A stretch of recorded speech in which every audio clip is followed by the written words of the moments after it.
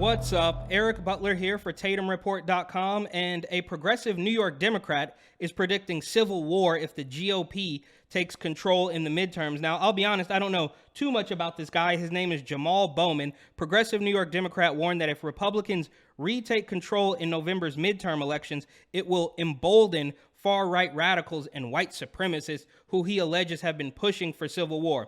He was on MSNBC with a woman named Tiffany Cross, and apparently he's a member of the squad. I've never heard of this guy being referred to as a member of the squad, but it doesn't really matter.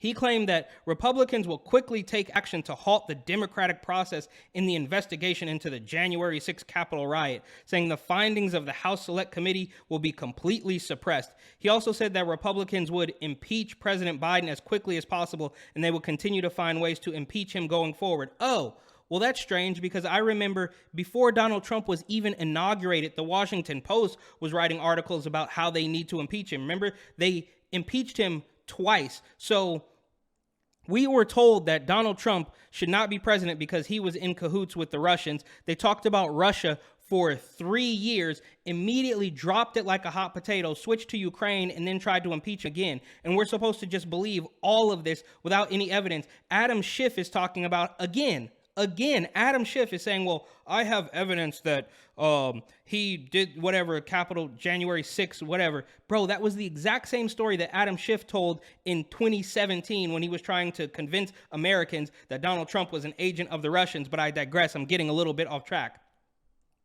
Bowman alleged that if Republicans took back control of the House and or Senate, it would embolden dangerous and violent extremists. So again, the right wing are not the dangerous, violent extremists. Now, of course, in the media, they're going to latch onto any story where anybody even had one inkling that was not towing the line of the left-wing party extreme policies. So when some quote-unquote Proud Boys show up at a drag queen story hour, they blow it up, they blow it completely out of proportion, but they don't want to cover any of the violence that comes from the left. They don't want to talk about how a Trump supporter was shot in cold blood it was either Seattle or Portland. I don't remember. Go ahead and fact check me on that. And I believe it was James Klug. Shout out to my homie James Klug. He did an interview with a woman who said, well, this guy was shot in cold blood. And she said, well, you shouldn't be a Trump supporter in Portland. But again, I digress. The list goes on and on and on, from the St. John's Church that was set on fire, of course, the peaceful protest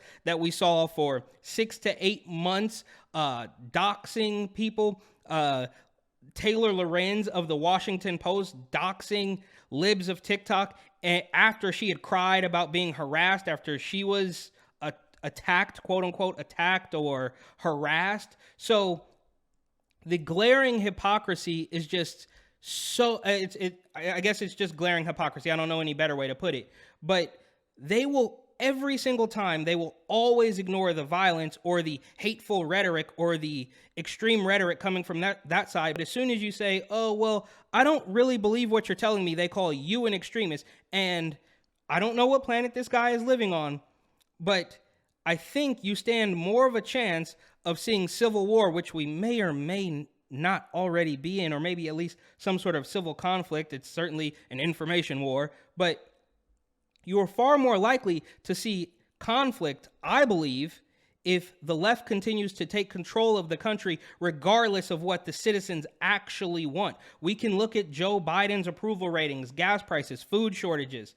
The list goes on, and we're just going to sit here and blame it on Putin and say that anybody who doesn't believe it is an extremist, and they will be emboldened to start a war if they win. I think you got this completely backwards, but that makes sense because that's what the left does. Everything is upside down and backwards in their world.